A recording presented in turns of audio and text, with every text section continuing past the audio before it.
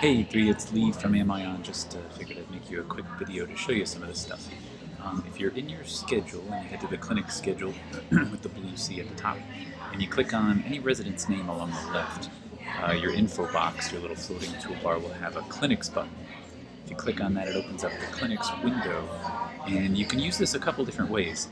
I like to use it if you want to clear everything out. So check all the boxes for AM and PM, and if necessary, evening as well. And down at the bottom, change it to no clinic, and then choose any. In your case, pediatrics. Choose the rotation that you want, and you can apply that to everybody if you would like. So we're basically saying that hey, there's no clinic for anybody at any time when they're on this rotation, and that'll be for the whole bunch of staff all year long. When I click apply, a bunch of clinics are removed. It's hard to really see here. I don't know who's on ID right now, but that would take them out for you. And then if you've got a clinic, let me look at what you mentioned here. AM clinic on Tuesday and Thursday mornings. So you can come back here and say AM clinic on Tuesday and Thursday mornings.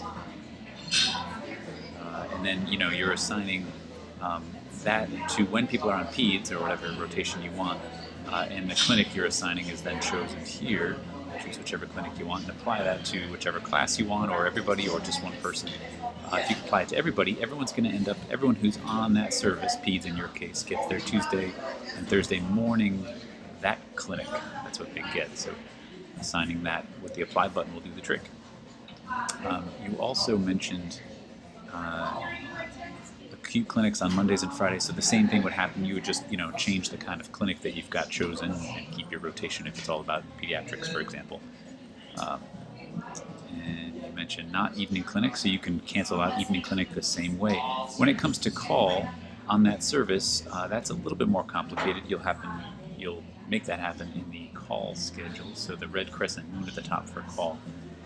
And then if you've got a service that's specific to like pediatric resident on call, you can click staffed every day and simply turn it off for the other days.